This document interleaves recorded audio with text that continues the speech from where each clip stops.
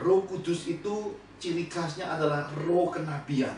Ciri utama dari seorang nabi Tuhan adalah tidak kompromi terhadap dosa. Itu ciri khasnya.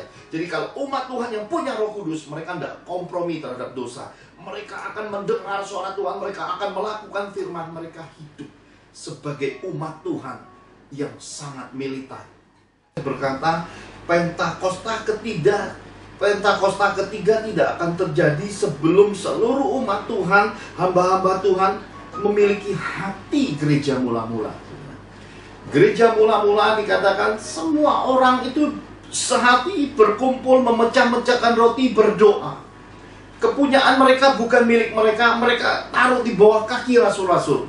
Dan rasul-rasul enggak bikin deposito, nabung ke bank, ngumpulin kekayaan, tidak. Mereka malah meninggalkan pelayanan meja, masuk di dalam pendalaman firman, pekabaran Injil, lebih mendalami firman.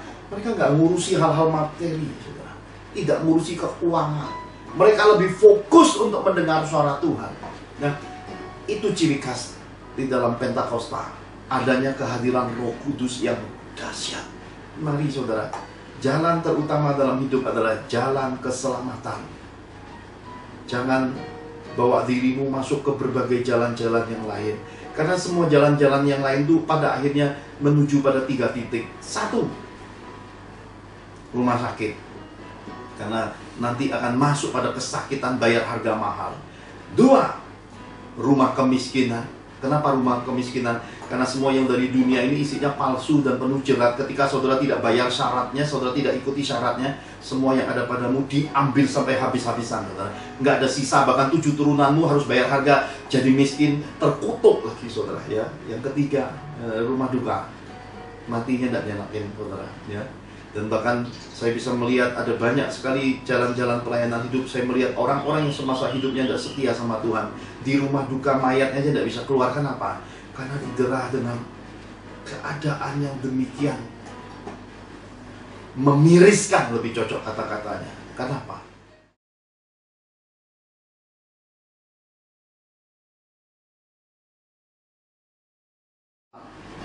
Dan sesungguhnya tongkat penginjilan ini harus dibagikan kepada hamba-hamba yang lain. Tetapi siapakah yang mau menerima tongkat penginjilan ini? Saya melihat Tuhan berdiri memegang sebuah tongkat. Saudara, kita semua sudah belajar dengan istilah-istilah Tuhan ini aku, utuslah aku. Itu sudah hilang. Yang banyak terjadi adalah Tuhan ini aku, utuslah dia, utuslah dia, utuslah dia, utuslah dia, Tuhan. Dan hari ini 12 tahun tepat Tuhan menggenapi. Dan kemarin, saudara, tepatnya seorang penginjil besar yang Tuhan pernah tunjukkan pada saya 12 tahun yang lalu sudah meninggal dunia. Seorang penginjil besar yang kerap kali juga datang di tengah-tengah bangsa kita melepaskan api roh, sudah meninggal dunia. Bagaimana tongkat-tongkat penginjilan ini? Masih adakah anak-anak Tuhan yang mau berkata, ini aku Tuhan, utuslah aku. Tuhan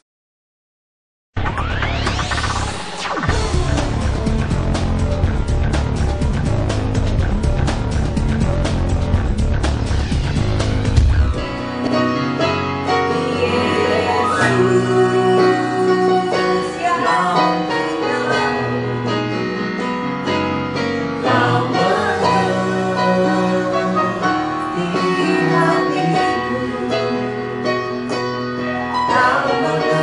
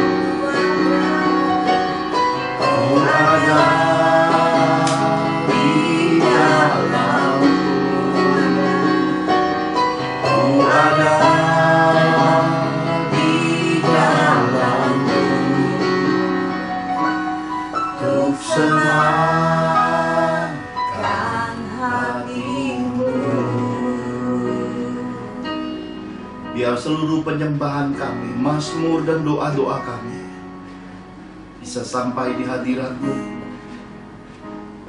Dan jadikan kami orang-orang yang Kau kenal dalam kehidupan ini Tuhan. Perbaharui roh kami, proses dan sempurnakan kematangan dan kedewasaan dan karakter dan tabiat dan kehidupan kami semua Tuhan. Anugerahkan kasih-Mu dan berkati kami, hingga di dalam kebenaran firman-Mu kami temukan solusi dan jawaban buat hidup kami. Anugerahkan roh hikmat, pengertian dan pengenalan yang benar akan Engkau. Berkati kami lagi. Di dalam nama Tuhan Yesus kami telah berdoa mengucap syukur. Mari semua kita cinta Tuhan sama-sama katakan amin. Shalom. Kita masih lanjut pelajaran tentang Nabi Yehezkiel. Minggu lalu kita sudah belajar bagian pertama, judulnya penyesatan dunia. Kita belajar banyak minggu lalu tentang dunia-dunia gaib, okultisme, dunia-dunia santet, dunia-dunia yang bertentangan dengan kekudusan Tuhan.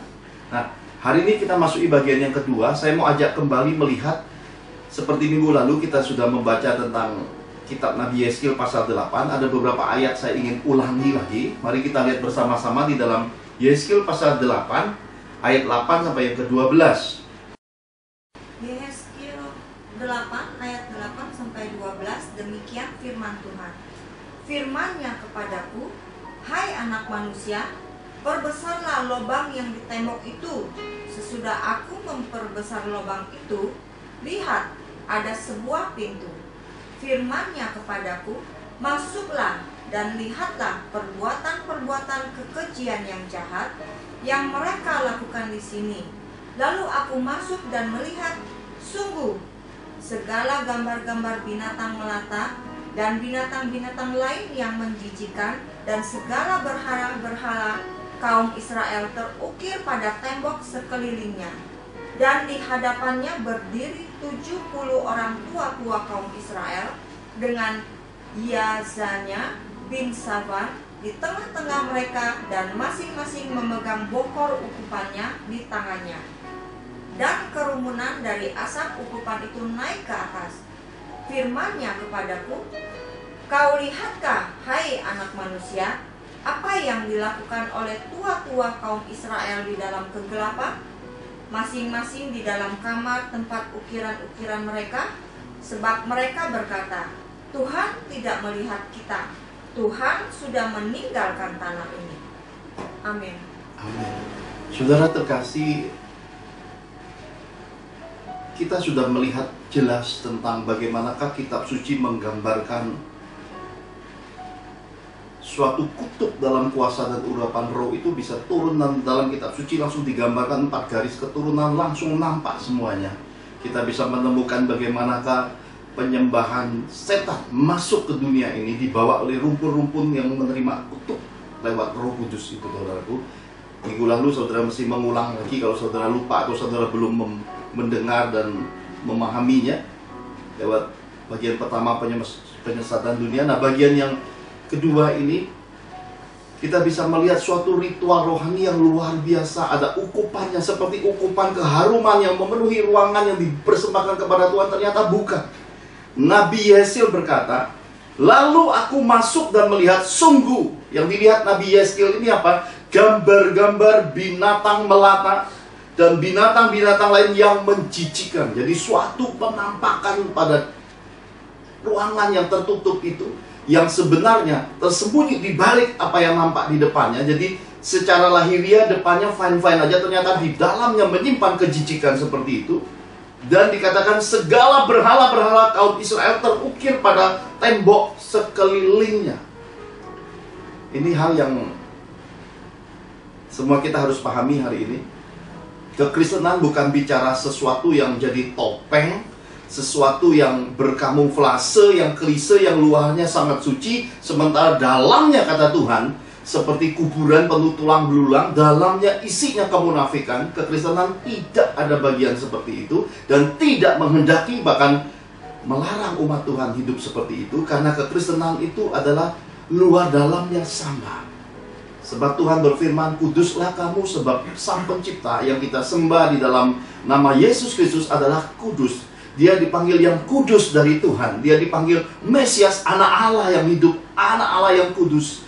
Kita tahu dengan pasti bahwa kekristenan adalah suatu gambaran kehidupan di bumi seperti di sorga, yang isi keseluruhannya adalah kekudusan hidup, saudaraku. Karena itu di dalam kekristenan berbeda dengan banyak kepercayaan di dunia. Di dalam kekristenan tidak ada satu parameter atau gambaran apapun yang membuat kita memiliki persekutuan dengan setan.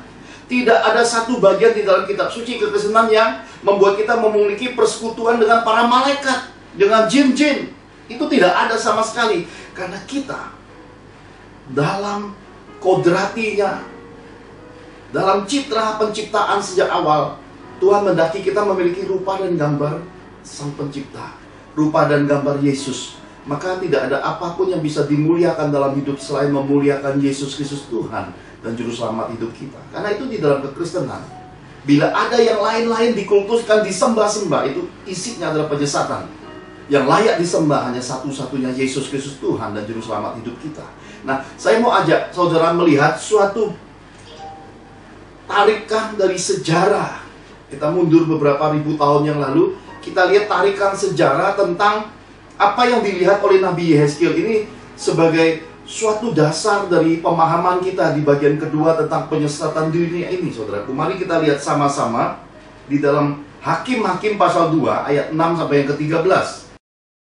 Hakim-Hakim 2 ayat 6 sampai 13. Setelah Yosua melepas bangsa itu pergi, maka pergilah orang Israel itu masing-masing ke milik pusakanya untuk memiliki negeri itu. Dan bangsa itu beribadah kepada Tuhan sepanjang zaman Yosua dan sepanjang zaman para tua-tua yang hidup berbilangan daripada Yosua, dan yang telah melihat segenap perbuatan yang besar yang dilakukan Tuhan bagi orang Israel. Dan Yosua bin Nun, hamba Tuhan itu, mati pada umur 110 tahun. Dia dikuburkan di daerah milik pusakanya di Timnat Heres, di pegunungan Efraim, di sebelah utara Gunung Gaas. Setelah seluruh angkatan itu dikumpulkan kepada nenek moyangnya, bangkitlah sesudah mereka itu angkatan yang lain, yang tidak mengenal Tuhan ataupun perbuatan yang dilakukannya bagi orang Israel. Lalu orang Israel melakukan apa yang jahat di mata Tuhan, dan mereka beribadah kepada para Baal. Mereka meninggalkan Tuhan, Allah nenek moyang mereka yang telah membawa mereka keluar dari tanah Mesir, lalu mengikuti Allah lain dari antara Allah bangsa-bangsa di sekeliling mereka, dan sujud menyembah kepadanya sehingga mereka menyakiti hati Tuhan. Demikianlah mereka meninggalkan Tuhan dan beribadah kepada Baal dan para Asitoret. Amin. Sejarah kitab suci mencatat, menuliskan, memberi suatu garis yang jelas. Selama masa hidup Joshua, para tua-tua bangsa Israel hidup benar di hadapan Tuhan dan sesama. Tetapi sesudah Joshua meninggal dunia, sesudah tua-tua meninggal dunia, kitab suci berkata bangkitlah satu generasi yang tidak mengenal Tuhan, yang tidak pernah lagi ingat akan hal-hal sejarah, bagaimanakah Tuhan melepas bangsa Israel keluar dari Mesir, bagaimanakah tulah-tulah yang ada, bagaimanakah Tuhan menyertai dalam tiang awan, tiang api. Mereka melupakan kitab suci, mereka melupakan catatan sejarah, mereka melupakan Tuhan. Maka kitab suci berkata penyesatan bagian kedua ini, kita masuk bagian yang pertama. Ketika orang-orang rohani mulai masuk di dalam penyembahan Baal dan Asitoret. Baal dan Asitoret, saudara, ini bukan nama, tetapi lebih kepada sebuah panggilan. Jadi Baal dan Asitoret ini panggilan, merupakan istilah dari dewa atau dewi. Nah, dewa-dewi di dunia ini banyak sekali, menurut rumpun bangsa, menurut suatu tempat, wilayah, dan berberagam suku. Baal dan Asitoret ini ada di mana-mana. Bahkan kita bisa tahu ada dewa matahari, ada dewi bulan, ada dewi cinta, ada beragam macam, bahkan dewi kesuburan. Dewi kesuburan di bangsa kita ada, di bangsa lain juga ada. Jadi Baal dan Asitoret ini merupakan sebuah bentuk panggilan, bukan nama. Asitoret sendiri merupakan suatu gambaran yang merupakan istri, yaitu dewi-dewi yang merupakan istri dari Baal-Baal ini. Jadi ini pasangan-pasangan, saudara. Ini sebuah bentuk, sebenarnya adalah pemujaan dari zaman dahulu yang sudah ada dari zaman sebelum Tuhan menyatakan kehadirannya lewat Abraham, saudaraku. Pemujaan ini sudah ada, dan kita akan belajar masuk pada masa-masa ini dan masa-masa akan datang. Tapi izinkan saya membagi sedikit sejarah tentang Baal dan Asitoret ini, saudaraku. Karena berkaitan dengan bangsa Israel, kita memulainya masuk lewat tanah Kanaan. Dalam mitologi Kanaan, saudara, dalam sejarahnya tanah Kanaan, bahwa Baal itu dianggap sebagai anak. Jadi mereka punya sesembahan namanya El, dan El ini punya istri namanya Dewi Laut Asyera. Nah, Baal ini adalah anak dari dua kehadiran Baal dan Asitoret ini. Jadi Baal ini berkuasa melebihi semua dewa-dewa dalam kepercayaan orang Kanaan. Bahkan Baal ini bisa mengalahkan beragam Baal-Baal yang lain. Maka kita tahu dengan pasti bahwa kemudian Baal ini punya istri bernama Asitoret. Dia dilambangkan sebagai Dewi Cinta, saudara, Dewi Kesuburan, ya. Orang Kanaan menyembah dewa matahari dan dewa angin topan. Pokoknya penyembahan pada zaman Joshua, Musa, sudah ada Baal dan Asitoret ini, saudara. Jadi kita bisa melihat mengapakah ketika bangsa Israel jatuh di dalam penyembahan Baal dan Asitoret menjadi sesuatu yang dicatat dalam kitab suci. Mereka melakukan yang jahat di mata Tuhan. Mereka mendukakan hati Tuhan. Mengapa seperti itu? Karena ternyata ritual-ritualnya ini bertentangan dengan apa yang menjadi ajaran daripada Sang Pencipta semesta alam. Bila kita menangkap di dalam catatan Injil, Yesus berkata, "Aku datang supaya kamu mempunyai hidup dalam segala kelimpahan." Yesus datang, Dia yang kaya rela jadi miskin supaya kamu yang miskin jadi kaya. Yesus datang mengorbankan dirinya di atas kayu salib untuk menanggung dosa seisi dunia ini, maka dia dipanggil juru selamat dunia.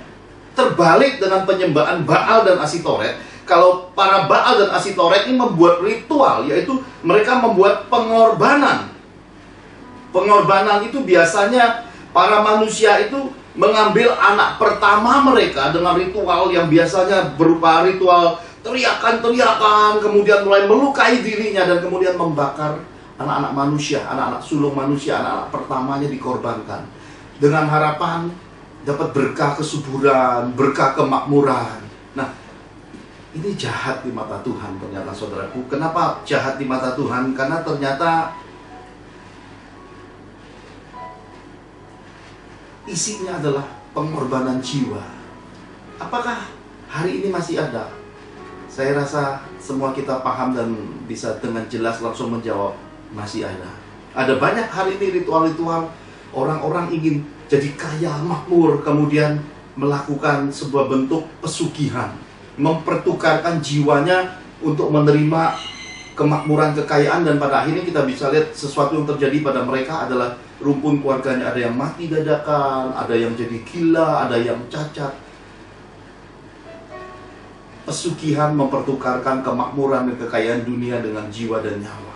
Masih ada? Masih ada.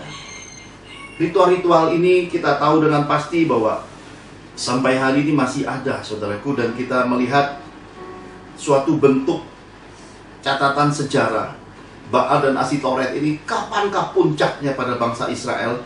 Puncaknya kita sudah pelajari pada minggu lalu tentang Isabel, peringatan Tuhan tentang Isabel.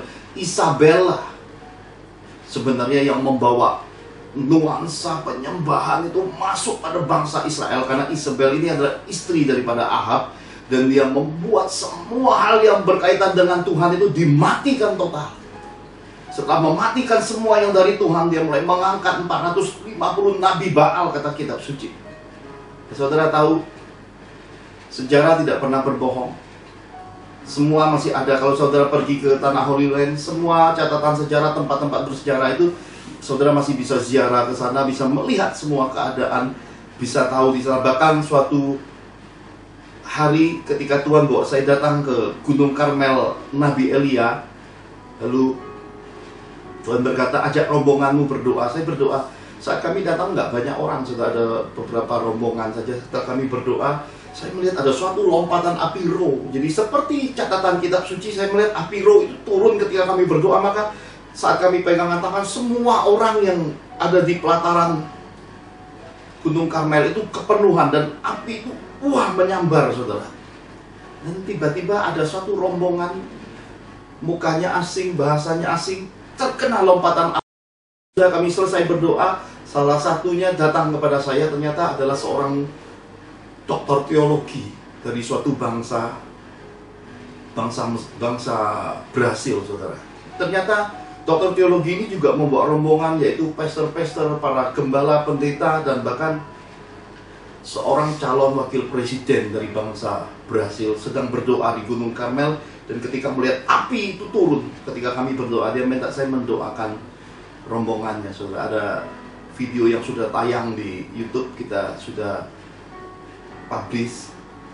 Hal yang unik terjadi ketika kami datang di Gunung Karmel. Nah, saudara, Nabi Elia adalah nabi yang berhadapan dengan 450 nabi Baal, nabi kepunyaan Isabel ini. Bagaimana Tuhan pada akhirnya tidak tahan juga melihat segala bentuk penyimpangan dunia. Ketika bangsa yang dikasihinya, bangsa yang dipilihnya tersesat di dalam arus penyembahan arwah-arwah, penyembahan dewa-dewa Baal, Asitoret, Tuhan tidak tahan. Ketika mereka menemukan di dalam semua ritual penyembahan dengan mengorbankan anak-anaknya, mengorbankan binatang, dan ketika Tuhan melihat tujuan utamanya adalah supaya ada hujan, supaya ada kemakmuran, supaya ada kekayaan, kelimpahan, supaya ada promosi, maka lewat seorang Nabi Elia, Tuhan membuat sebuah perbedaan yang terbalik, saudaraku. Saudara tahu Nabi Elia, nabi yang tidak pentingkan uang, nabi yang sangat merdeka, nabi yang sangat berani, nabi yang tidak kompromi. Nabi Elia berkata, bila ku katakan tidak hujan, maka tidak hujan. Jadi dia membuat sebuah perbedaan. 450 nabi Baal boleh buat apapun, boleh memuja apapun, boleh pakai ritual apapun, tapi dia mengucapkan firman. Karena itu di dalam kekristenan firman Tuhan sangat penting. Karena firman Tuhan mengalahkan semua ritual dunia ini. Karena itu firman Tuhan pada mulanya adalah firman, dan firman Tuhan itu Yesus sendiri. Karena itu ketika Nabi Elia mengucapkan kata-kata profetik, kata-kata nubuat, tidak akan ada hujan. Maka supaya terjadi pertunjukan, sebuah bentuk manifestasi siapakah yang lebih berkuasa, yang dipuja 450 nabi Baal, yang disanjung, yang sangat membuat seorang Isabel, wanita genit, wanita perayu, wanita penuh nafsu, wanita yang kejam, yang sadis ini, yang sesembahannya sampai membuat satu Israel itu tersesat, apakah benar-benar berkuasa atau tidak? Maka Nabi Elia mengajak mereka untuk bertarung, bertanding, melakukan prosesi ritual dengan cara masing-masing. Maka kita bisa belajar di dalam kitab Raja-Raja, bagaimanakah ritual mereka manggil Baalnya, manggil Asitoretnya, saudara, sampai mereka raja, maka mereka lukai dirinya, kata kitab suci, sampai kerasukan, saudara. Dan saudara tahu, nabi-nabi Tuhan di dalam hal yang sangat mengerikan itu justru malah ngeledek. Saudara harus pahami, beberapa nabi-nabi Tuhan yang punya roh merdeka itu suka meledek. Artinya gini, mana Tuhanmu? Terus, mungkin dia lagi tidur. Wah, Tuhanmu lagi tidur, ayo terus, kurang serius. Ya, saudara, hati-hati di dalam kekristenan ini, roh kenabian itu masih ada. Beberapa nabi-nabi Tuhan melihat penyesatan yang terjadi di dalam umatnya. Terkadang dia semakin nyipasi saudara-saudara yang tidak sadar, akan terus masuk di dalam dunia arwah-arwah, dunia-dunia kerasukan, dunia-dunia lupa diri itu. Kitab suci berkata sampai berdarah-darah 450 nabi Baal itu. Apa yang terjadi? Tidak ada yang terjadi, saudaraku. Semua hanya seperti itu. Hanya sebuah pertunjukan ritual yang tidak ada kuasanya. Lalu Nabi Elia membuat suatu sesembahan. Dia mengangkat suatu persembahan. Saudara tahu yang lebih luar biasa lagi, dia mengambil perlawanan. Kalau minyak melambangkan suatu tanda katalisator api, Dia mengambil air. Air adalah yang berlawanan dengan minyak. Jadi Tuhan mempertunjukkan yang berlawanan. Seluruhnya tempat persembahan itu diputarinya dengan kitaran parit, ditaruhnya air, saudara, untuk membuktikan kepada seluruh umat Tuhan. Bila 450 Nabi Baal dan Isabel dan keluarga Ahab bisa punya Tuhan yang hebat luar biasa, itu pertunjukannya jadi dan bisa disaksikan. Kalau bukan, berarti itu palsu. Maka Nabi Elia membuat pertunjukan yang berbeda, yang berlawan dengan hukum dunia. Parit yang penuh dengan air, dan gak perlu ritual. Dia cukup mengangkat kedua tangan memanggil Tuhannya. Kitab suci berkata, api turun menyambar dari langit, saudaraku.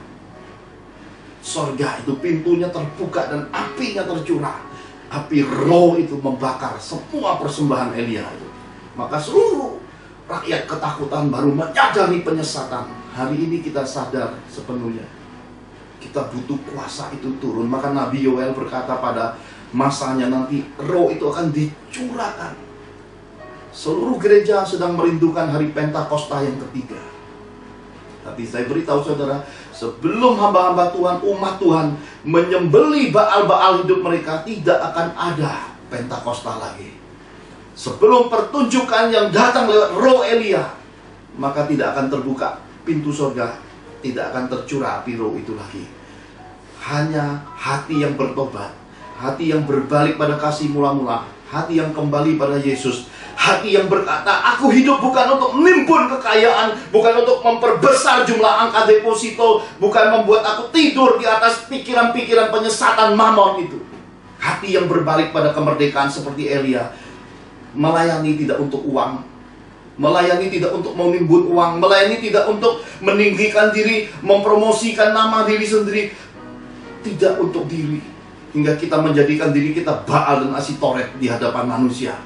Ketika hati bertobat ini kembali, seperti Elia, tidak pusingkan apapun, yang dia pusingkan hanya firman dan kehendak Tuhan dalam hidupnya, maka Pentakosta baru bisa tercurah di akhir zaman. Ini pesan Tuhan. Ritual seperti apapun yang saudara buat, kalau hatimu tertutup, luarnya dalam, luarnya bagus, dalamnya kropos, luarnya lahiriah salib itu, dalamnya penuh kejijikan dan jahat dan mendukakan roh Tuhan, jangan harap akan ada Pentakosta ketiga. Ini Tuhan pesan. Beberapa tahun yang lalu, di suatu malam Tuhan berdiri, ketika saya ada di suatu tempat, tiba-tiba Tuhan berkata, mari nak ke sini. Saya berjalan menyusuri suatu jalanan yang sepi. Lalu Tuhan berkata, berdiri, angkat tanganmu. Saya mengangkat tangan.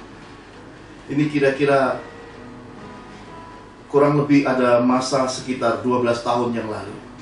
Tuhan berkata, sesungguhnya hambaku akan aku bawa pulang. Dan sesungguhnya tongkat penginjilan ini harus dibagikan kepada hamba-hamba yang lain. Tetapi siapakah yang mau menerima tongkat penginjilan ini? Saya melihat Tuhan berdiri memegang sebuah tongkat. Saudara, kita semua sudah belajar dengan istilah-istilah Tuhan ini aku, utuslah aku. Itu sudah hilang. Yang banyak terjadi adalah Tuhan ini aku, utuslah dia, utuslah dia, utuslah dia, utuslah dia, Tuhan. Dan hari ini 12 tahun tepat Tuhan menggenapi. Dan kemarin saudara, tepatnya seorang penginjil besar yang Tuhan pernah tunjukkan pada saya 12 tahun yang lalu sudah meninggal dunia. Seorang penginjil besar yang kerap kali juga datang di tengah-tengah bangsa kita melepaskan api roh, sudah meninggal dunia. Bagaimana tongkat-tongkat penginjilan ini? Masih adakah anak-anak Tuhan yang mau berkata, ini aku Tuhan, utuslah aku? Tuhan sedang menunggu generasi yang seperti itu. Bukan generasi yang berkata, aku duduk di mana ya? Pegang organisasi apa ya? Aku ini jadi apa ya? Berapa jumlah jemaatnya ya? Sudah selesai tahun 2020 ini. Tuhan sudah tunjukkan kekristenan bukan gedung, kekristenan bukan kuantitas, kekristenan adalah kualitas hubungan pribadi dengan Tuhan. Seorang Nabi Elia yang bergerak menyatakan pertobatan bangsa-bangsa. Ini masanya. Tuhan ingin kita berbalik lagi. Maka penyesatan yang pertama ketika bangsa Israel masuk pada penyembahan Baal dan Asitoret ini, Tuhan didukakan, saudara. Roh Kudus dilukai dengan luar biasa. Dan yang terjadi adalah kita bisa melihat Penyembahan itu tidak selesai di masa tanah Kanaan, di masa Joshua itu. Dan ini ternyata menjadi suatu aliran roh. Sampai mana? Sampai Matius 12 ayat 27. Ketika Yesus hadir mempertunjukkan kuasa seperti Elia. Orang buta melihat, orang lumpuh berjalan, orang mati dibangkitkan, penyakit kutuk yang ditakuti manusia-manusia zaman itu, sakit kusta disembuhkan, ditahirkan. Beragam hal terjadi, bahkan setan-setan bermanifestasi keluar dari tubuh-tubuh yang dirasukinya. Tetapi apa yang terjadi? Orang-orang rohani yang menyebut dirinya ahli-ahli Taurat, orang Farisi, mereka menyebut Yesus kerasukan, Beelzebul, Baal lalat, berhala lalat, dijadikan alasan untuk menuding Yesus. Ternyata seluk-beluk iblis zaman dahulu itu masih dibawa masuk pada zaman Tuhan Yesus, saudara. Ini hal yang amat mengerikan, saudara. Mengerikan sekali. Saya mau tunjukkan saudara ciri khas Baal, saudara ya. Ciri khas dari sebuah keadaan yang dibenci Tuhan, yang melukai roh. 1 Raja-Raja 19 ayat 18 berkata, 1 Raja-Raja 19 ayat 18, tetapi aku akan meninggalkan 7.000 orang di Israel, yakni semua orang yang tidak sujud menyembah Baal dan yang mulutnya tidak mencium dia. Dua ritual ini, sujud dan mencium, saudara. Ritual ini dari zaman dulu, puncaknya zaman Ahab dan Isabel, zaman Yesus pun masih ada. Bahkan mereka jelas-jelas tahu namanya Beelzebul. Hal ini, saudara, harus dipahami anak-anak Tuhan. Jangan selidiki seluk-beluk iblis. Fokuslah pada Tuhan. Karena kekristenan tidak mengajarkan kita untuk masuk pada dunia klinik-klinik, jin, setan, hantu, arwah-arwah, roh-roh gentayangan, dunia-dunia di dalam okultisme. Buat apa saudara belajar banyak tentang uang-uang palsu? Cukup belajar uang asli. Buat apa saudara mendalami 1001 dunia wanita? Cukup mendalami istrimu aja, saudara. Satu wanita itu akan jadi seisi dunia bagimu. Buat apa saudara mempelajari tentang kultur, ciri khas seluruh pria di dunia? Buat apa? Cukup satu pria, suamimu saja. Itulah bagian hidupmu yang menjadi perwakilan Yesus. Yesus kepala dan dia adalah suamimu, kepala keluarga. Kalau saudara bisa penundukkan diri kepada suamimu, maka satu rumpun hidup keluargamu diberkati. Buat apa saudara menyelidiki seisi alam ini, semesta alam ini? Semuanya ada dalam kitab suci. Buat apa saudara pelajari sana sini, sana sini? Cukup ikuti firman, ikuti sang pencipta, ikuti penciptanya. Semuanya dapat, saudara. Maka kitab suci mengurung kita. Jangan khawatir. Jangan khawatir. Cari dahulu kerajaan Allah dan kebenarannya. Semua kekhawatiran, ketakutan, semua yang engkau anggap engkau perlu, bahkan bangsa-bangsa juga berpikir sama perlu itu, Tuhan nambahi, saudara. Kata nambahi berarti apa yang ada padamu itu dilipat gandakan. Dan apa yang tidak ada padamu Tuhan sediakan, karena dia menyediakan benih. Bagianmu adalah melakukan kehendaknya. Karena itu anak-anak Tuhan harus ingat baik-baik. Ketika Tuhan memberi kita kelimpahan, Tuhan memberi kita kelebihan materi, kelebihan keuangan, berbagai kebaikan Tuhan, bukan untuk ditimbun, tetapi untuk dijadikan kemuliaan. Salurkan kembali, saudaraku. Jangan makan sendiri, jangan timbun, dan jangan hidup di balik semua itu, karena itu bentuk penyesatan. Itu yang diajarkan oleh Baal dan Asitoret itu. Tinggalkan semua itu. Dan saya tunjukkan apakah sesudah zaman Tuhan Yesus semua penyembahan Baal Asitoret ini akan berakhir. Kita lihat jawabannya. Wahyu 9 ayat 20. Wahyu 9 ayat 20. Tetapi manusia lain yang tidak mati oleh malapetaka itu tidak juga bertobat dari perbuatan tangan mereka. Mereka tidak berhenti menyembah roh-roh jahat dan berhala-berhala dari emas dan perak, dari tembaga, batu dan kayu yang tidak dapat melihat atau mendengar atau berjalan. Amin. Ternyata kitab Wahyu mencatat penyembahan Baal dan Asitoret ini masih ada sampai masa kedatangan Yesus, sampai masa rapture nanti. Ini tidak hilang, saudara. Dan ciri khasnya Penyembahan itu berdiri pada benda-benda mati. Emas, perak, tembaga, kayu, batu. Jadi kuasa-kuasa kegelapan itu perlu media. Dan manusia itu senang lihat yang lahiriah, yang ada bentuknya benda-benda mati itu mereka sujud, mereka cium, mereka keritari. Nah itu ritualnya saudara. Dari zaman dahulu sampai menjelang rapture kedatangan Tuhan Yesus nanti, sampai masa antikris, ini tetap ada. Tidak hilang. Artinya apa saudaraku? Memang sepertiga dunia ini seperti yang dipesankan Tuhan, seperti sepertiga kuasa kegelapan yang memberontak dan terbuang, tercampakkan dari sorga. Sepertiga dunia ini isinya penyembahan berhala, saudaraku. Kita yang beroleh kasih karunia Tuhan harus keluar dari semua ikatan dunia ini.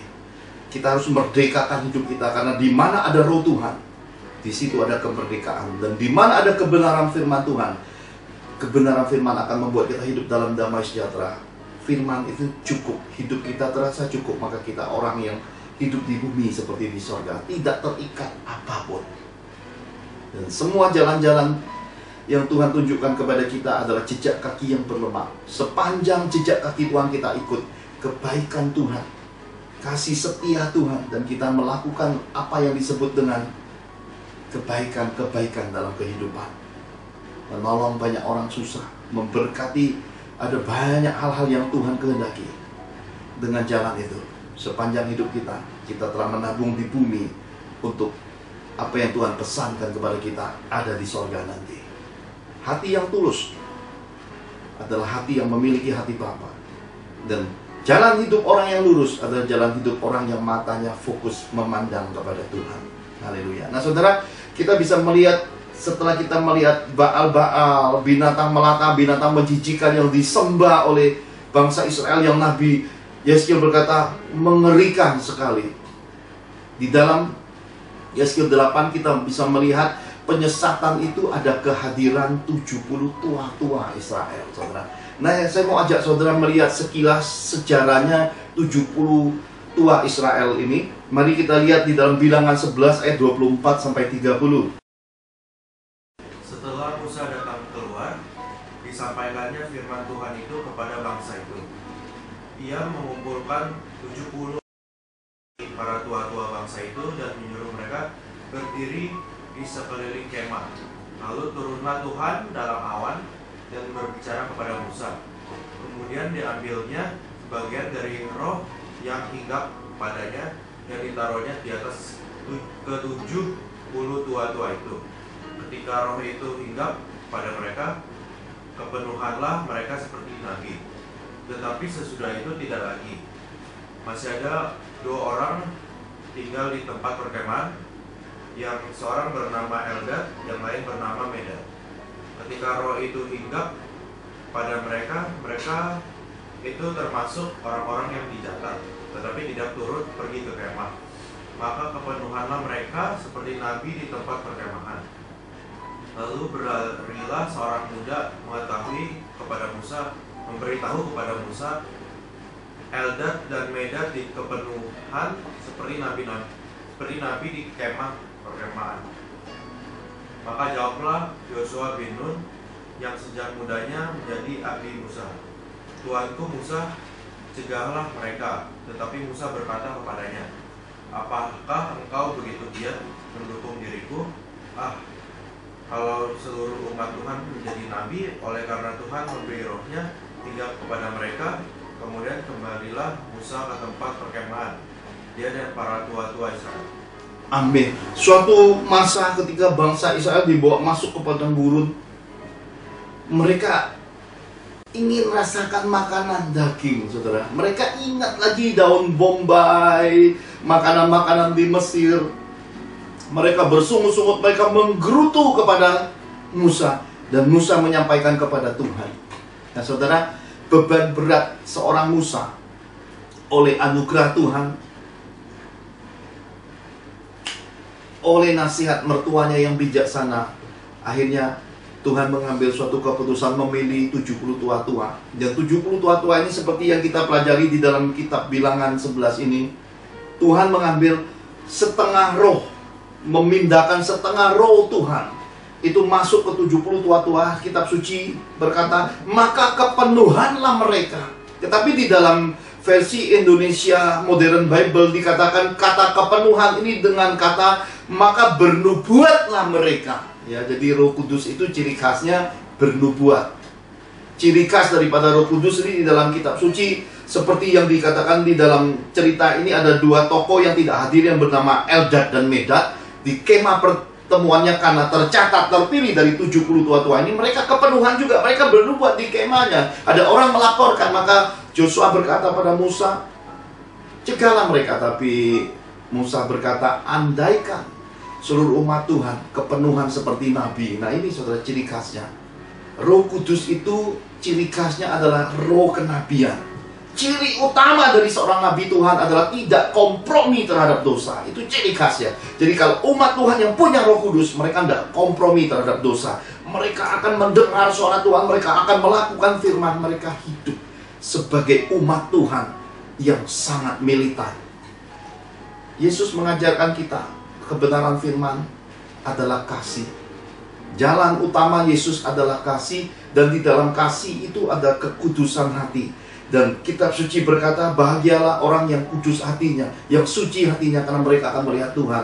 Jalan-jalan ini Tuhan ajarkan kepada kita. Maka musuh pun kita kasihi. Tapi akhir zaman kita bisa melihat orang Kristen lebih suka berseteru, berebut doktrin, berebut promosi denominasi. Beberapa orang-orang membuat persekutuan, membuat pergerakan, seakan-akan hidup ini hanya untuk sibuk rohani. Pada akhirnya kita melihat kekristenan kehilangan kerendahan hati.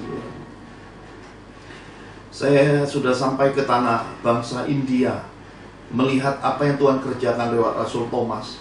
Ada kesedihan yang mendalam, saudara. Ini pesan saya buat hamba-hamba Tuhan bangsa India. Mari teruskan tongkat estafet Rasul Thomas. Buat apa sibuk kejar-kejar sana sini, sedangkan untuk bangsamu sendiri engkau tidak fokus? Karena apa? Karena tongkat Rasul Thomas itu masih tertinggal di India. Masih banyak catatan sejarah yang membangkitkan orang mati, orang lumpuh berjalan, orang buta melihat. Ada banyak catatan sejarah, tetapi hari ini kekristenan di India stuck, saudara. Kita bisa melihat apa yang terjadi di sana. Kalau saudara sudah ada sampai di sana, saudara akan melihat ada banyak sekali ladang yang menghijau di tanah bangsa India. Tetapi kita bisa melihat rekan-rekan sekerja Tuhan lebih sibuk ngurusin Indonesia. Indonesia tidak kekurangan hamba Tuhan. Sebaiknya hamba-hamba Tuhan di Indonesia juga sudah saatnya bergerak untuk menjadi misionaris-misionaris Tuhan. Api penginjilan untuk pekabaran Injil sampai ke ujung dunia sudah waktunya dimulai dari bangsa kita Indonesia. Militansinya, api roh ini sudah ada atas umat Tuhan. Tapi sayang ada banyak pemimpin-pemimpin umat Tuhan lebih suka menimbun materi. Mereka lupa semua itu untuk perbekalan pekabaran Injil. Karena kalau Injil tidak diberitakan ke seluruh dunia, kesudahan tidak ada, saudara. Tetapi kalau Injil diberitakan ke seluruh dunia, kesudahannya segera tiba. Yesus akan jemput kita. Ini semua kesadaran buat setiap kita untuk menggenapi amanat agung Tuhan Yesus. Saya sangat mencintai bangsa India. Saya suka lihat filmnya, suka menangis lihat film-film India. Saya senang dengan filosofi, falsafah dan yang diajarkan bangsa India. Dan saya bisa melihat dengan jelas semua hamba-hamba Tuhan bangsa India rata-rata bisa bernubuat. Pada mereka beberapa kali berkata yang ada pada Pak Johan itu mereka pengen dapatkan impartasinya. Saya sudah berjalan sampai ke India, tetapi impartasinya tidak turun. Karena tongkat Rasul Thomas belum digenggam oleh saudara-saudara seiman kita dari India. Ini waktunya. Karena yang ada pada Rasul Thomas, salah satu pintu gerbang surga itu dimulai pintu terbukanya lewat bangsa India. Saya berdoa kiranya semua saudara-saudara seiman segera menyadari panggilan ini. Tuhan memanggil bangsa-bangsa, dan pintu salah satu yang terbuka penginjilan besar Tuhan di akhir zaman adalah bangsa India. Haleluya. Nah saudara, saya percaya bahwa adalah anugerah Tuhan yang besar. Lewat Roh Kudus ini kita belajar tentang penyesatan dunia lewat kegerakan gereja mula-mula. Saya bagikan 3 hal. 3 hal kita bisa melihat suatu keadaan yang terjadi ketika Roh Kudus tercurah bermanifestasi pada gereja mula-mula. Dimulai dari 120 orang di loteng Yerusalem. Kebenaran itu diperkatakan di Yerusalem dengan lantang oleh Petrus. Petrus yang baru beberapa waktu nyangkal Yesus, ternyata dalam 40 hari penampakan Yesus itu, dan tepat sesudah 40 hari Roh itu tercurah seperti lidah-lidah api. Dimulai dari loteng Yerusalem, Petrus turun dan berteriak kepada orang-orang kudus yang berkumpul di Yerusalem. Kitab suci berkata 3.000 orang bertobat. Sesudah itu 5.000, dan sesudah itu mulai memasuki dimensinya yang luar biasa, penganiayaan, sampai Tuhan menemukan seorang pria bernama Saulus dan kemudian mengubahnya menjadi Paulus, dan kemudian sampai ke bangsa-bangsa berita Injil dan keselamatan Yesus. Nah saudara, hari ini kita belajar tentang dimensi penyesatan dunia pada kegerakan gereja mula-mula. Saya mau tunjukkan 3 hal. Yang pertama, Kisah Para Rasul 19 ayat 13 sampai 20. Kisah Para Rasul 19 ayat 13 sampai 20. Demikian firman Tuhan. Juga beberapa tukang jampi Yahudi yang berjalan keliling di negeri itu mencoba menyebut nama Tuhan Yesus atas mereka yang kerasukan roh jahat dengan berseru, katanya, "Aku menyumpahi kamu demi nama Yesus yang diberitakan oleh Paulus." Mereka yang melakukan hal itu ialah 7 orang anak dari seorang imam kepala Yahudi yang bernama Skewa. Tetapi roh jahat itu menjawab, "Yesus aku kenal dan Paulus aku ketahui, tetapi kamu, siapakah kamu?" Dan orang yang dirasuki roh jahat itu menerpa mereka dan menengahi mereka semula dan mengalahkannya, sehingga mereka lari dari rumah orang itu dengan telanjang dan luka-luka. Hal itu diketahui oleh seluruh penduduk Efesus, baik orang Yahudi maupun orang Yunani. Maka ketakutanlah mereka semua, dan makin masyhurlah nama Tuhan Yesus. Banyak di antara mereka yang telah menjadi percaya datang dan mengaku di muka umum. Maka mereka pernah turut melakukan perbuatan-perbuatan seperti itu. Banyak juga di antara mereka yang pernah melakukan sihir, mengumpulkan kitab-kitabnya lalu membakarnya di depan mata semua orang. Nilai kitab-kitab itu ditaksir 50.000 uang perak. Dengan jalan ini makin tersiarlah firman Tuhan dan makin berkuasa. Amin. Saudara bisa melihat suatu gambaran dari 7 anak Skewa. Ini adalah imam orang Yahudi. Ternyata dia melihat suatu keadaan yang luar biasa dari pelayanan seorang Paulus. Karena lewat pelayanan Paulus, seperti yang terjadi pada zaman Tuhan Yesus, orang-orang kerasukan kelepasan. Nama Yesus demikian luar biasa, nama Yesus demikian saktinya. Yesus Kristus Mesias dari Nazaret, hai setan keluar. Wah, manifestasi. Anak-anak Skewa mencoba mendoakan orang-orang kerasukan dengan menyebut nama Yesus yang diberitakan Paulus. Dampaknya adalah yang kerasukan tambah jadi-jadi, tambah gila, tambah edan, akhirnya mengejar anak-anak Skewa. Kitab suci berkata dia dicakar, bajunya robek-robek, dilukai sampai kabur tidak karu-karuan, ya. Dan kita bisa melihat peristiwa ini terjadi pada kegerakan gereja mula-mula oleh pelayanan seorang Paulus. Kuasa setan ditunjukkan. Hal yang pertama harus kita sadari, setan, kerajaan kegelapan itu mengenal siapa, mengenal seseorang yang ada Yesus dalam hidupnya. Anugerah Tuhan besar.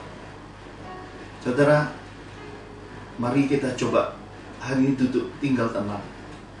Bila yang Maha Kudus, Roh-Nya berdiam di dalam dirimu, memenuhi engkau, dan engkau makin kecil dan Yesus makin besar, setan-setan bisa melihat dirimu. Setan-setan tidak berani dekat padamu. Setan-setan tidak berani menyentuh hidupmu, karena ada pembelaan Yesus di hidupmu. Nah saudara, ketika saya melayani anak-anak Tuhan, bahkan yang baru-baru ini terjadi, kami ingin buat ibadah keluarga di tempat kediaman pria ini. Baru sempat bicara, malamnya suatu kiriman datang. Saya berjumpa dengan penguasanya, saudara. Besar penguasanya kira-kira setinggi gunung. Jarak saya dengan penguasanya itu hanya dibatasi oleh sebuah sungai. Di dalam mimpi penglihatan itu, hal yang unik terjadi adalah penguasa itu berkata, mau ketemu saya. Jadi cari saya kemana-mana hanya untuk ketemu muka, dan akhirnya ketemu. Dan ketika ketemu, dia coba untuk menangkap saya, untuk nyerang saya. Sungai itu bisa membesar sendirinya. Ketika dia ingin mendekat, sungai itu melebar. Ketika dia menjauh, sungai itu kembali normal. Ada suatu aliran sungai antara saya dengan kuasa kegelapan itu. Itulah sungai roh, sungai Yesus, sungai kehidupan. Dalam hidup kita ada perlindungannya, ada pembatasnya antara kita dengan pihak-pihak seteru Tuhan. Itu mereka tidak bisa masuk ke area hidup kita karena ada suatu sungai yang memisahkannya. Jadi kita mesti sadari sampai titik ini. Dan kemudian selesai penglihatan itu, selesai sudah, saudara. Jadi saya bisa melihat bahwa dalam hidup ini, mengapa kita harus jaga hidup kita, pikul salib, sangkar diri. Kenapa kita diajarkan untuk hidup kudus, melakukan firman, taat akan pimpinan roh. Karena ternyata kita dipisahkan dari dunia ini, dipisahkan dari semua kuasa-kuasa kegelapan, dari semua roh-roh yang coba menguasai seluruh umat manusia yang hidup di dunia ini. Lihat pada zaman gereja mula-mula, pelayanan Paulus menyatakan semua itu. Dan akhirnya pertobatan besar terjadi. Kitab suci mencatat, orang-orang mengumpulkan buku-buku, mantra-mantra, jampi-jampi, itu dikumpulkan semua untuk dibakar. Nilainya mahal, tetapi mahalnya yang dari dunia ini hanya akan jadi api terbakar sia-sia. Karena itu saudara, apabila hari ini saudara diberi Tuhan kepercayaan pegang uang, pegang bisnis, punya kekayaan, punya banyak kuli karyawan, punya perusahaan banyak, jangan sia-siakan semua itu. Jangan investasikan untuk yang dari dunia, nafsu manusia dan setan-setan, karena pada waktunya hanya akan jadi abu terbakar. Mari ubah semua haluannya, investasikan untuk kerajaan sorga. Lakukan apa yang tercatat dalam firman. Dukung hamba-hamba Tuhan, dukung pekabaran-pekabaran Injil, dukung pelayanan-pelayanan, dan mari Tuhan, mari semua orang-orang yang terpanggil ini, jangan berpangku tangan. Waktu-waktu seperti yang sudah saya sampaikan dalam khotbah-khotbah yang lalu, untuk mengumpulkan kekayaan ke sorga. Jam rohnya sudah menunjukkan arah menuju ke titik jam 6 sore. Artinya waktu-waktunya semakin singkat. Mari bergiat di ladang Tuhan. Jangan lelah, jangan putus asa. Mari berbalik untuk melakukan perintah dan amanat agung Tuhan. Dan jam yang satu, jam roh lagi dikatakan sudah memasuki mendekati jam 12 malam. Akan ada pergantian hari. Masa kedatangan Tuhan sudah sangat dekat. Akan ada masa pergantian di mana masa antikris akan segera datang. Tanda-tandanya semakin jelas. Kita bisa melihat hari-hari ini arah pergerakan sistem perekonomian dunia. Mata uang tunai akan habis tidak lama lagi.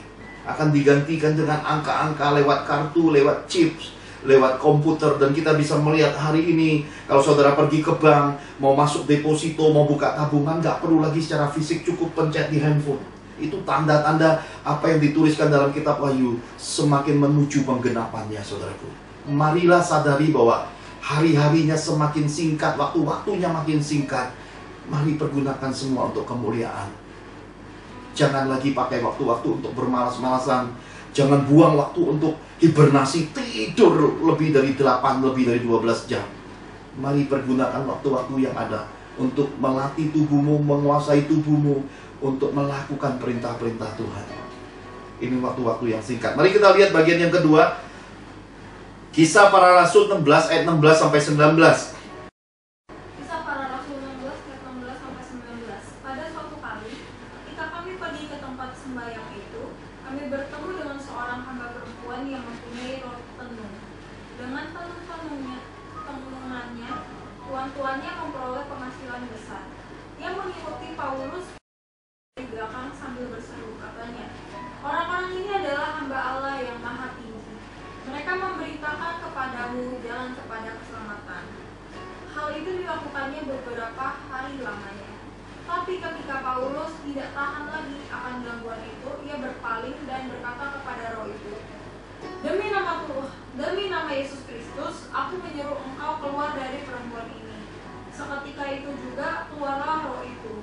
Ketika tuan-tuan perempuan itu melihat bahwa harapan mereka akan mendapat penghasilan banyak, mereka menangkap Paulus dan Silas, lalu menyeret mereka ke pasar untuk menghadap penguasa. Amin. Paulus dan Silas bertemu dengan satu orang perempuan yang terus berteriak-teriak. Teriakannya itu justru teriakan pujian. Mereka ini hamba Allah yang maha tinggi. Mereka mengajarkan jalan keselamatan. Teriakannya itu, saudara, membuat Paulus akhirnya nggak sabar lagi dan kemudian menghadik. Roh yang ada pada perempuan itu ternyata adalah roh tenung, saudara. Ternyata roh tenungnya bukan roh tenung biasa. Ada banyak orang-orang di dalam kota itu ketika bertenung lewat perempuan ini ternyata terbukti bisa kaya. Tetapi saya beritahu saudara hal yang kedua yang sangat penting. Perempuan yang kerasukan roh tenung ini sendiri ingin bertobat. Makanya dia membawa dirinya dekat kepada Paulus dan Silas. Supaya apa? Supaya dia juga dibawa masuk ke jalan keselamatan yang dari Yesus itu.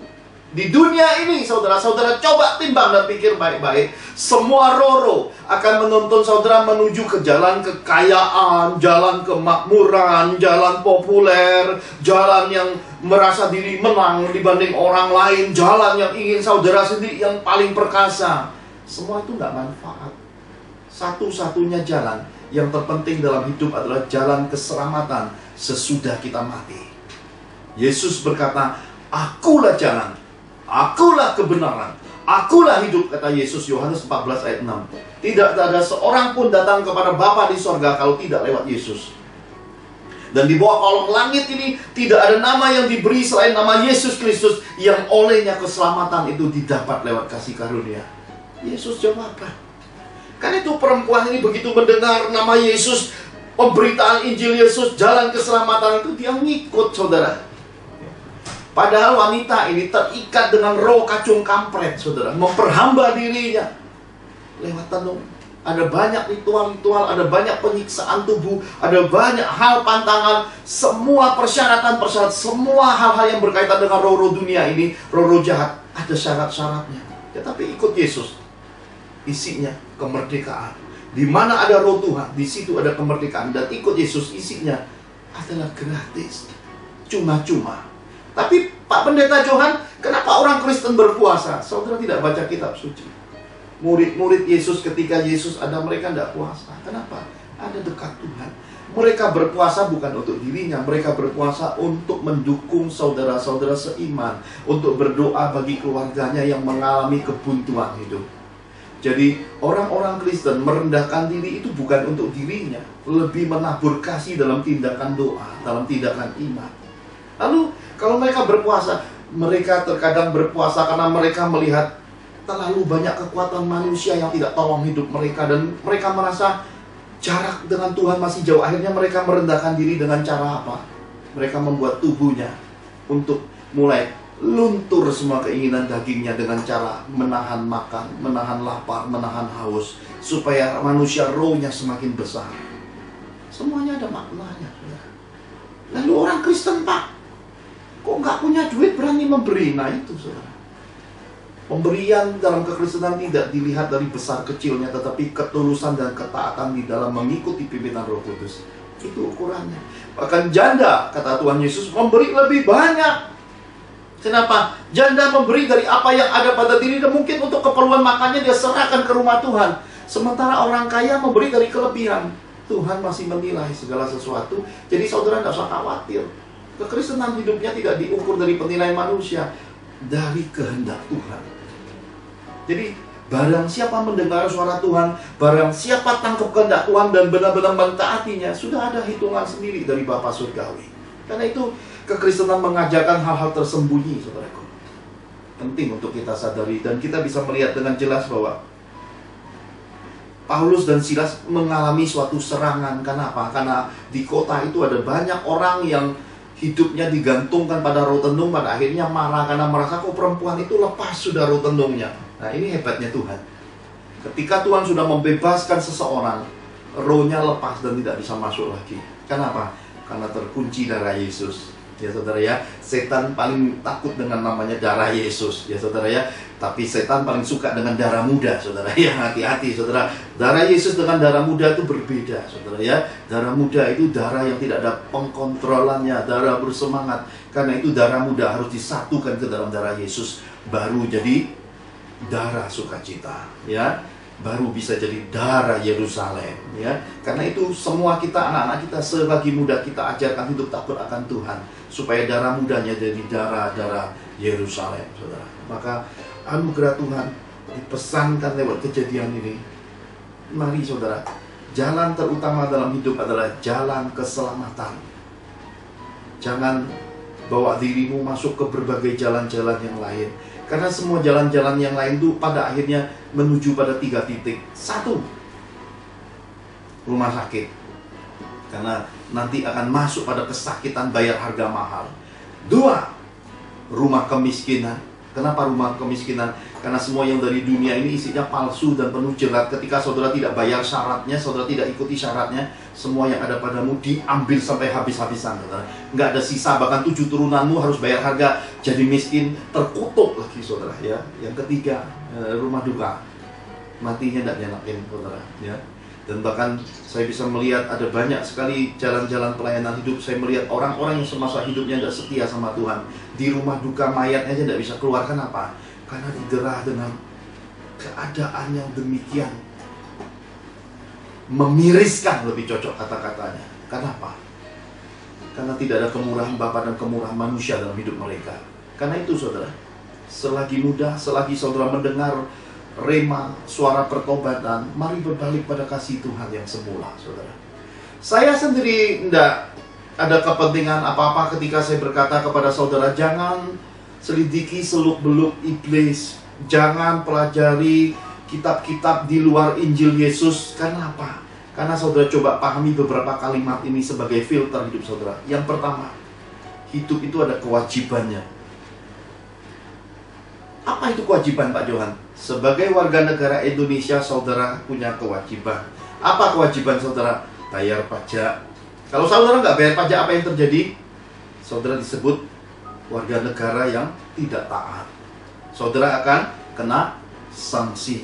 Saudara hidupnya tidak dalam kemerdekaan. Nah, apa kewajiban kita sebagai orang beriman? Baca kitab suci, renungkan kitab suci, lakukan kitab suci. Loh, kalau saudara nggak baca kitab suci, saudara sibuk baca banyak kitab di luar sana, itu nggak manfaat. Kenapa? Karena koridor hidupmu adalah Injil Yesus. Yang kedua, sesudah kewajiban saudara, ya. Sorganya tertulis di mana? Sorganya tertulis di dalam kitab suci. Di manakah pernyataan-pernyataan sorganya ada? Di dalam hukum-hukum Tuhan. Di dalam kitab suci ada tertulis apa yang dikenan Tuhan, apa yang dilarang Tuhan, apa yang dibenci Tuhan. Kalau saudara baca yang lain-lain, tidak didasari dengan apa yang tertulis, ya selesai. Yang ketiga, Tuhan mengajarkan kita untuk taat, penundukan diri pada otoritas. Ya, kita sejak zaman dahulu sudah ada bapak-bapak gereja, saudara. Sudah ada orang-orang yang dipercayakan untuk memfilter kitab suci Alkitab. Sudah ada toko-toko yang dipercayakan untuk buat ini, buat itu, dan sudah ada pertimbangan tertentu. Nah, saudara, setelah saudara pahami, saudara cukup melihat satu titik. Kenali Tuhan aja, saudara. Di luar Tuhan tuh semuanya ciptaan. Kenal Sang Pencipta aja, saudara. Tidak usah kenal-kenal yang lain, saudara, ya. Dengan kenal Sang Pencipta, otomatis saudara bisa mengasihi sesama. Karena tabiat, karakter Sang Pencipta itu adalah kasih, kebaikan, kemurahan. Otomatis saudara akan bertindak di dalam apa yang ada. Karena segambar serupa dengan Sang Pencipta akan membuat saudara jadi anak dan tiap bapak. Dan di manakah di dunia ini anak-anak yang tidak serupa dengan bapaknya? Oh, tetanggaku Pak, ya, itu anak orang, saudara, bukan anak saudara. Kalau anakmu pasti mirip engkau. Anak saya aja mirip sama saya, meskipun saudara ada beberapa bagian beda, karena dikombinasikan antara pria dan wanita, suami dan istri, papa dan mama, maka anaknya jadi anak kombinasi. Belajar untuk pahami, Tuhan memanggil kita itu anak, kita memanggil dia Bapa. Karena itulah kita fokus untuk selalu dekat Bapa. Nah, di dalam kitab-kitab yang lain ada diajarkan tentang hal-hal yang berbau okultisme, dunia gaib. Nanti saudara tertarik, lama-lama saudara tidak masuk lagi ke dunia Tuhan, masuknya ke dunia klinik-klinik, di mana roh-roh itu bermain, di mana roh-roh itu ada, saudara. Ya, saudara, gini aja sederhana. Suatu hari saya diberkati sepasang patung dari suatu bangsa. Ini anak-anak Tuhan ini bawa pulang patung-patung ini, boneka-boneka ini ditantangi dengan amat sayang, dan bangsa itu adalah bangsa yang memuja matahari, saudara. Ya, dibawa pulang, gue keran di rumah, berantem terus, saudara. Ya, suami istri berantem panas, rumahnya nggak tahan. Akhirnya mereka putuskan dan berkata, udah kita serahkan ke Bu Elsie, ke Pak Johan, kan mereka hamba-hamba Tuhan, mereka peka, mereka pasti tahu apa yang ada. Diserahkanlah boneka patung ini ke kami, ditaruh di rumah saya, saudara. Saya taruh di ruang tamu di lantai 1.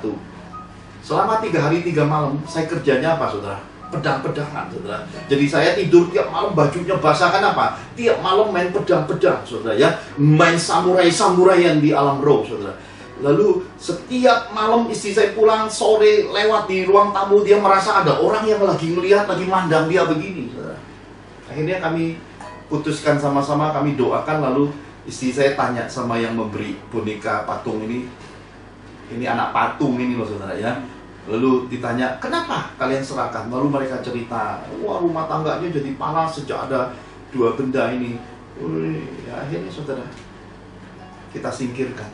Karena itu di dalam hidup, kemerdekaan, kesederhanaan Yesus itu lebih penting, saudara. Ya, jangan biarkan benda-benda asing, roh-roh asing masuk di dalam hidupmu. Cukup Roh Kudus satu-satunya yang berkuasa. Nah, bagian ketiga yang terakhir kita lihat sama-sama, Galatia 4 ayat 6-9.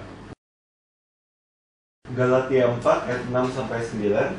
Dan karena kamu adalah anak, maka Allah telah menyuruh roh anaknya ke dalam hati kita yang berseru, ya Aba, ya Bapa. Jadi kamu bukan lagi hamba, melainkan anak. Jikalau kamu anak, maka kamu juga adalah ahli-ahli waris oleh Allah. Dahulu, ketika kamu tidak mengenal Allah, kamu memperhambakan diri kepada Allah yang pada hakikatnya bukan Allah. Tetapi sekarang sesudah kamu mengenal Allah, atau lebih baik, sudah kamu dikenal Allah, bagaimanakah kamu berbalik lagi kepada roh-roh dunia yang lemah dan miskin, dan mau mulai memperhambakan diri lagi kepadanya? Amin. Ternyata kita belum masuk bagian ketiga. Galatia 4 ayat 6-9 ini mempertegas apa yang tadi saya sampaikan tentang jangan bawa dirimu masuk lagi pada persekutuan roh-roh asing. Maka saya ingatkan kepada saudara, kata-kata ini saudara ingat baik-baik. Saudara sudah di dalam Yesus, kita sudah proklamasikan Yesus adalah Tuhan Juru Selamat hidup kita. Kita tidak ada lagi kok perhambaannya. Kita sudah merdeka di dalam rohnya, dalam kebenaran firman-Nya, karena kita punya pelita jalan-jalan kehidupannya. Karena itu saudara, ingat kata-kata ini, jangan jadi kacung kampret. Ya, jadi kalau saudara ingat kata kacung kampret, berarti saudara harus ingat satu-satunya roh yang harus kita miliki di dalam kehidupan ini adalah Roh Kudusnya. Karena kalau saudara tidak miliki Roh Kudus, saudara akan masuk dan berbalik lagi kepada roh-roh dunia. Kitab suci berkata roh-roh dunia itu lemah dan miskin. Nah saudara, ketika saya ngobrol dengan pria yang sudah bebas dari santet itu, saya tanya dia, nilai rupiah yang dia beri kepada perempuan yang mengikat hidupnya itu ternyata cukup besar. Lalu saya beri dia sebuah pemahaman, duit siapakah yang diserahkan? Ya duit saya, Pak. Lalu duit itu untuk santet itu tidak gratis, saudara. Untuk okultisme itu nggak ada yang gratis, ya. Cuma dalam Kristus yang banyak gratisnya, dan hampir semua dalam Kristus itu cuma-cuma, saudara. Ya, uangmu itu untuk beli santet. Yang disantet itu siapa? Uang saya, nyantet saya. Jadi perputaran uang itu lama-lama uangmu itu habisnya kemana? Keliling-keliling dunia okultisme, dan kamu sendiri yang diperbudak, kamu sendiri yang pada akhirnya masa tuamu, kamu sendiri yang miskin, menderita sakit penyakit, dan dihuni oleh banyak roh-roh jahat, dihuni oleh arwah-arwah. Akhirnya yang rugi siapa? Diri sendiri, katanya. Ya itu kuncinya, saudara. Jangan masuk dunia kacung kampret, perhambaan roh-roh dunia lagi, saudara. Mari merdekakan dirimu, hidup sebagai hamba-hamba Kristus, hidup sebagai anak-anak Yesus. hidup sebagai kekasih-kekasih Yesus. Supaya apa? Supaya hidup di bumi seperti di sorga punya kemerdekaan. Nah, ternyata bagian ketiga ini berbeda, saudara ya. Kalau yang bagian ini melengkapi, kita lihat bagian ketiga di dalam Kisah Para Rasul 5 ayat 1 dan 6. Ada sebuah kisah yang lebih menarik lagi. Kisah Para Rasul 5 ayat 1 sampai 6, demikian firman Tuhan. Ada seorang lain yang bernama Ananias. Ia beserta istrinya Safira menjual sebidang tanah. Dengan setahu istrinya, ia menahan sebagian dari hasil penjualan itu dan sebagian lain dibawa dan diletakkannya di depan kaki rasul-rasul. Tetapi Petrus berkata, "Ananias, mengapa hatimu dikuasai iblis sehingga engkau mendustai Roh Kudus dan menahan sebagian dari hasil penjualan tanah itu? Selama tanah itu tidak dijual, bukankah itu tetap kepunyaanmu? Dan setelah dijual, bukankah hasilnya itu tetap dalam kuasamu? Mengapa engkau merencanakan perbuatan itu dalam hatimu? Engkau bukan mendustai manusia, tetapi mendustai Allah." Ketika mendengar perkataan itu, rebalah Ananias dan putuslah nyawanya. Maka sangatlah ketakutan semua orang yang mendengar hal itu. Lalu datanglah beberapa orang muda, mereka mengapani mayat itu, mengusungnya keluar dan pergi mengambilkan. Amin. Nah, saudara, mengapa saya berkata Pentakosta ketiga tidak akan terjadi sebelum seluruh umat Tuhan, hamba-hamba Tuhan memiliki hati gereja mula-mula. Gereja mula-mula dikatakan semua orang itu sehati berkumpul memecah-mecahkan roti berdoa. Kepunyaan mereka bukan milik mereka, mereka taruh di bawah kaki rasul-rasul. Dan rasul-rasul enggak bikin deposito, nabung ke bank, apa ngumpulin kekayaan, tidak. Mereka malah meninggalkan pelayanan meja, masuk di dalam pendalaman firman, pekabaran Injil, lebih mendalami firman. Mereka enggak ngurusi hal-hal materi, saudara. Tidak ngurusi keuangan. Mereka lebih fokus untuk mendengar suara Tuhan. Nah, itu ciri khas di dalam Pentakosta. Adanya kehadiran Roh Kudus yang dahsyat. Bagian ketiga ini, saudara, kita bisa belajar tentang seorang tokoh yang bernama Ananias. Dia jual tanah, saudara. Karena ini pasti tarikan gelombang kegerakan, pertobatan, kasih mula-mula Pentakosta, pencurahan roh yang luar biasa. Mendengar orang menyerahkan hartanya, melepaskan kekayaannya di kaki rasul-rasul untuk pekerjaan pelayanan, pekabaran Injil yang besar. Ananias juga jual sebidang tanah, tapi dia menyerahkan hanya separuh. Kenapa dia serahkan separuh? Karena komitmen, karena nazar. Ada banyak anak-anak Tuhan belum menyadari ketika kita berkomitmen, kita bernazar, itu jangan potong separuh. Maka Tuhan Yesus selalu pesankan dalam Injil, kasihilah Tuhan Allahmu dengan segenap hati. Tidak pernah tertulis setengah hati, atau lagi setengah komitmen, setengah nazar. Seluruhnya segenap hati, segenap jiwa, segenap kekuatan untuk menyenangkan hati Tuhan. Orang yang berkomitmen, orang yang bernazar, orang yang sungguh-sungguh mengasihi Tuhan, itu nggak akan ada hitungan. Ananias punya roh perhitungan yang ketiga. Roh manusiawi, roh perhitungan, roh pelit, saudara. Lupa diri, lupa masa lalu, lupa diri hari ini, lupa masa lalu, hingga pada akhirnya dia merasa kepunyaan itu lebih besar daripada kehendak Tuhan. Akhir zaman.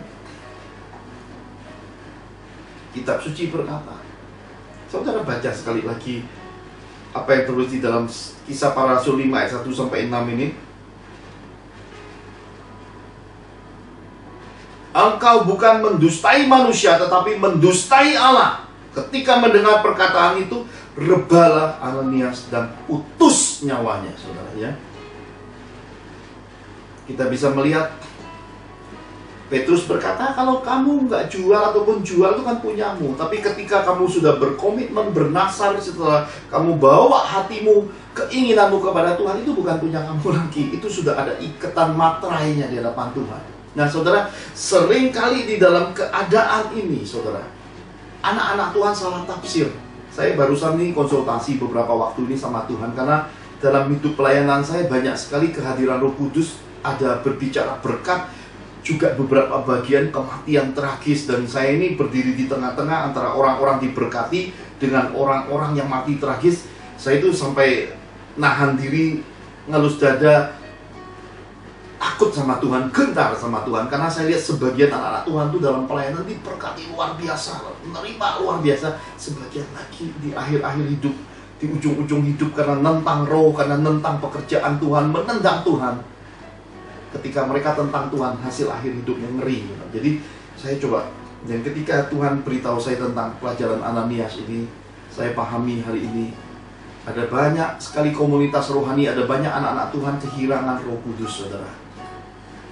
Ini jawaban buat kita, baik saudara yang bergerak dalam gereja denominasi yang mempercayai Roh Kudus sangat luar biasa, berbahasa roh, baik saudara yang denominasi yang hanya sebatas teori Roh Kudus, yang tidak percaya bahasa roh. Yang terpenting buah roh, saudara, ya, buah-buah kehidupan. Saya melihat sendiri semuanya itu bukan belok ke kiri mendukung kegerakan-kegerakan yang berbahasa roh, atau juga berbelok ke kanan mendukung orang-orang tidak berbahasa roh, bukan. Saya belokannya cuma kitab suci, cuma pada Tuhan Yesus dan bukti nyata pelayanan. Saya melihat dalam penemuan pelayanan, orang-orang yang tidak memiliki Roh Kudus, yang tidak punya tanda-tanda Roh Kudus, itu lebih mudah disantet, saudara.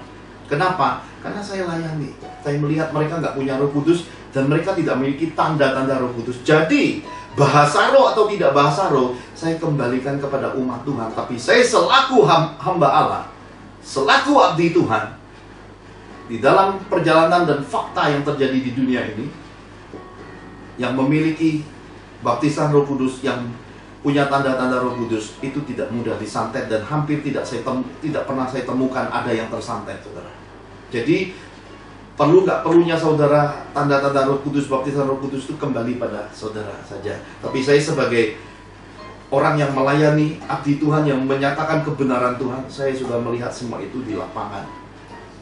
Lebih baik punya Roh Kudus, lebih baik dibaptis Roh Kudus. Bahasa roh itu manfaatnya seperti apa? Kalau sudah punya baru tahu. Kalau belum punya tidak usah menghakimi, ya. Dan kalau sudah punya itu juga hati-hati. Jangan sampai perbuatan-perbuatan hidup melukai roh. Akhirnya bahasa rohnya hanya rutinitas karena kebiasaan, bukan karena tarikan Roh Kudus dari dalam. Ya, hati-hati, karena bahasa roh pun bisa samar-samar bukan dari Roh Kudus. Kenapa? Karena kebiasaan, ya, saudara, ya. Rohnya sudah pergi, seperti Saul, Raja Saul, rohnya pergi, tapi dia masih raja. Tetapi ya itu yang terjadi. Dia sendiri sadar, tapi dia tutupi. Kenapa? Karena otoritas dirinya.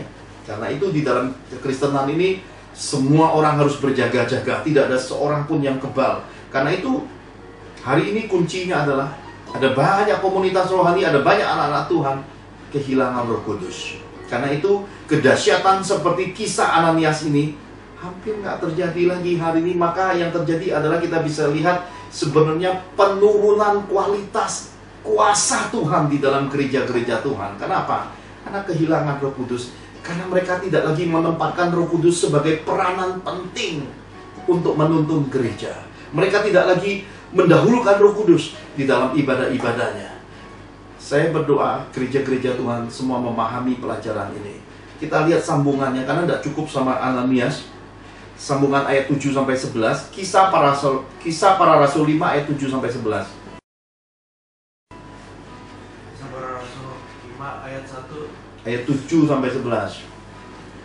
Kira-kira 3 jam kemudian masuklah istri Ananias, tetapi ia tidak tahu apa yang telah terjadi. Kata Petrus kepadanya, katakanlah kepadaku, dengan harga sekiankah tanah itu kamu jual? Jawab perempuan itu, betul sekian. Kata Petrus, mengapa kamu berdua bersepakat untuk mencobai Roh Tuhan? Lihatlah orang-orang yang baru mengubur suamimu berdiri di depan pintu, dan mereka akan mengusung engkau juga keluar.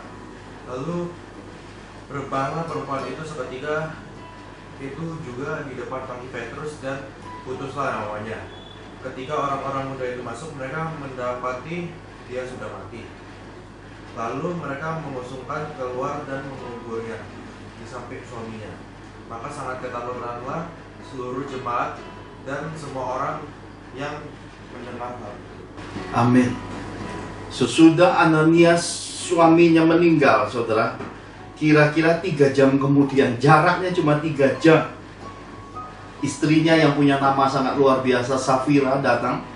Kemudian ditanya Petrus, dengan harga sekian katana dijual.